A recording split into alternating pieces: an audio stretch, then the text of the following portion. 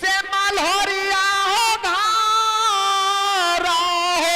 छालाया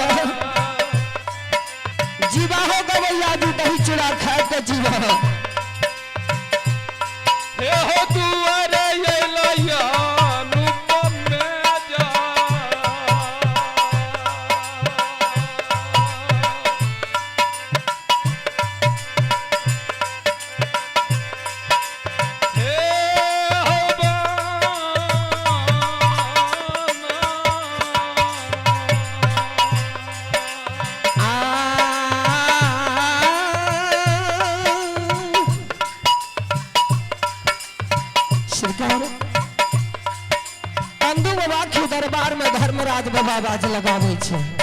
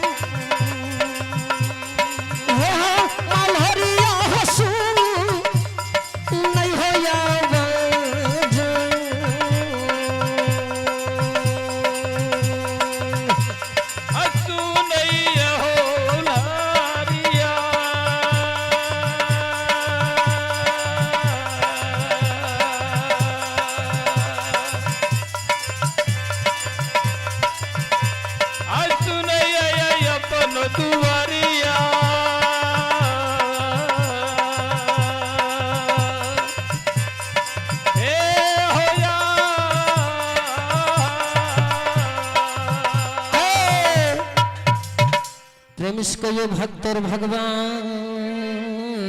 की जय। सरकार चांद बाबा के दरबार में धर्मराज बाबा सिंह आवाज लगावे थे कि हो यनदू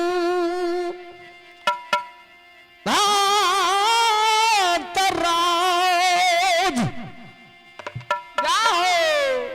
घर छो घोर से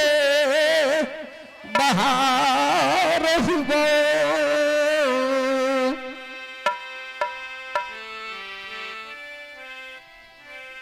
तेरा दरबार में दीगो विप्र अभियागत अनुपम मेहमान वही समय में अंदू बाबा धर्मराज बाबा की मंदिर में सुरता समाधि जोड़ के भगवान के प्रति सुरता लगने भगवान के ध्यान लिंग में लिंग अंदू बाबा धर्म के गहबर में बैसलिए।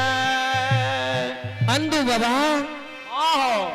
धर्मराज बाबा के मंदिर में बैस के सुरता समाधि जोड़ने रहे परमात्मा के प्रति। वही समय में धर्मराज बाबा भक्त के दरबार से आवाज लगावे छे से बात घर छो घर से बाहर हुआ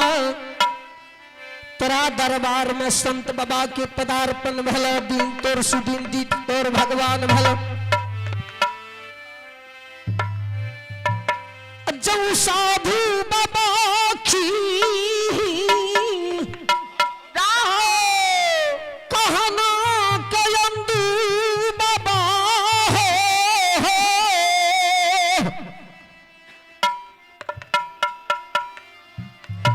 धर्म के गोहबर में सुनैया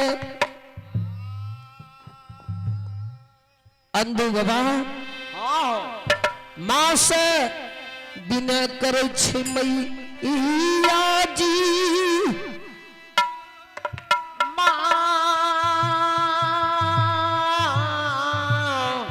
गे जकदम्मा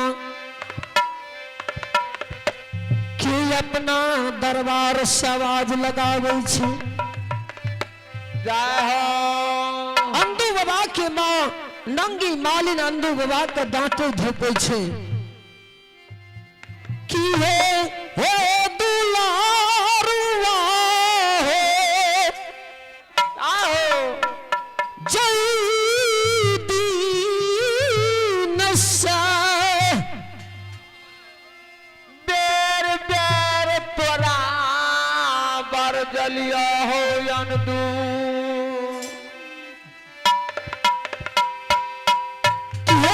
बेटा तोरा बेर बेर बरजल बर जल तू नहीं मानला कार्य धर्म के व्यवहार नहीं करी नित दिन लतोना नगरी में राही मुसाफिर बात बतो ही जाय छ आबै छ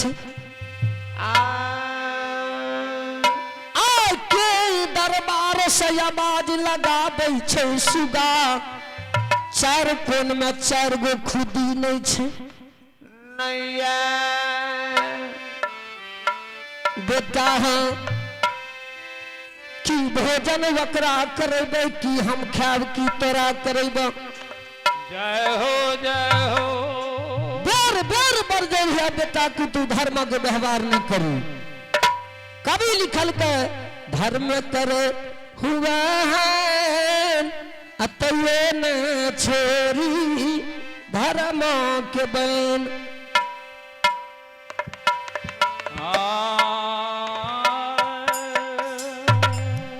सरकार हे विधाता हे श्री हरि ठाकुर जी हे ये श्रोता भगवान अगर नस्ता भले तो कल वो होते जगह स्थल छी हेवे करते हरि के हजार नाम लुटे भाई लुटे यहाँ धर्मराज बाबा छी चांदू का घर में खर्ची नहीं रहे, तन पर बस्तर नहीं रहे, जोत जमा जमीन नहीं रहे। नित दिन लताना नगरी में जाहो जाहो, यही फूल चमेली चंपा तोड़ ले रहे, फूल के झोरी में डाली लाल रहे। नित दिन घर घर जाकर फूल सबके गहवर में दे रहे। कोई अंधु भक्ता का नहीं दल के फूलों पे खोचिया के साथ रथ 7 दिन संधु के चूल्ही उपासल छे। काल कई गे मैया जी गए से माता है गई देखी,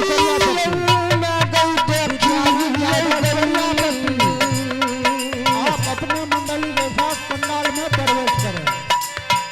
विद्यानंद बाबू कोरियापति आप अपने मंडली के साथ हो गई महामाया गई देखी, मैं गई देखी हो गई।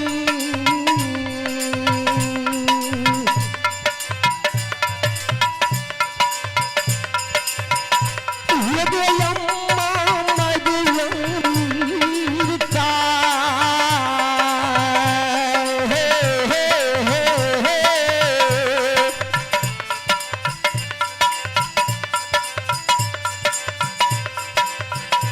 आई देखिए गे सिंगा माता,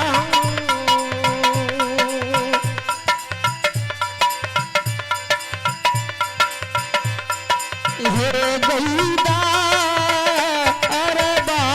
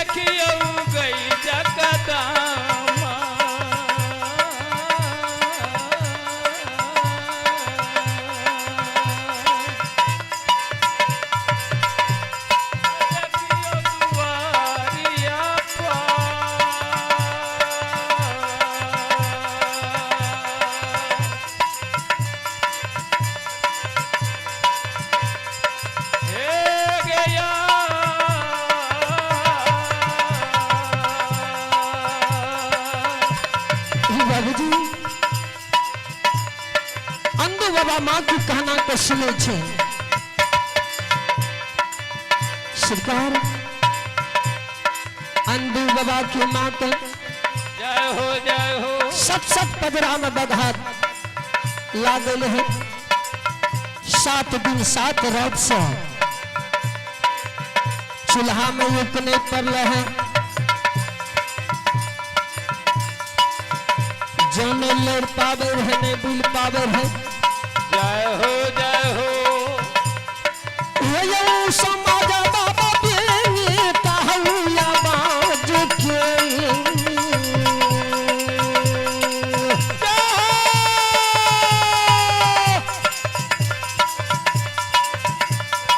ये गई माया बेनी कहूया बाज के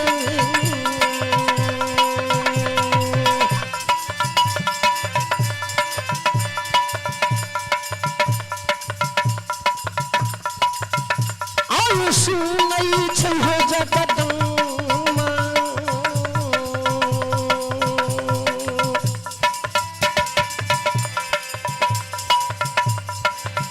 आ चलल योगी गायली दारा हो गलवा यो बाबू चल चाली यो भेलैया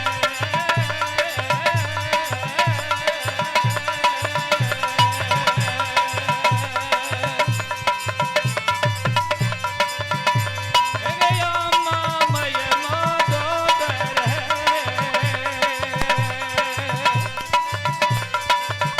आ जाइया दुआरी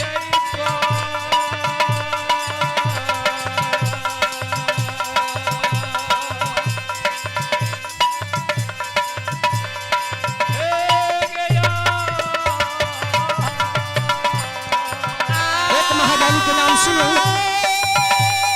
यानी कि हमारे फनी बाबू लक्ष्मणिया मधुआ के निवासी भगवान के दरबार में श्रद्धा के साथ 21 रुपया दान देकर एक फनी बाबा के चरण रूपी गंगा भावर बाल मंडली की तरफ से त्रुटि में मंगवा दोसर महादानी के नाम सुनो मनीष कुमार यानी कि खुद के निवासी माननीय सभापति तजनारायण बाबू के सुपुत्र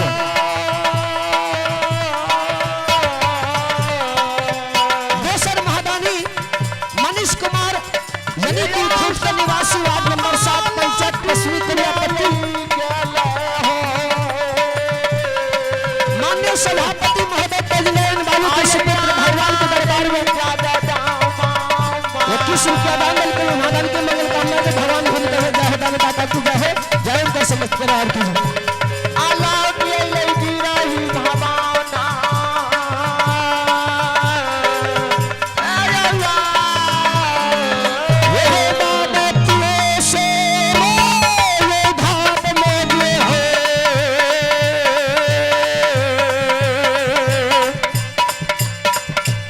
आरज़ू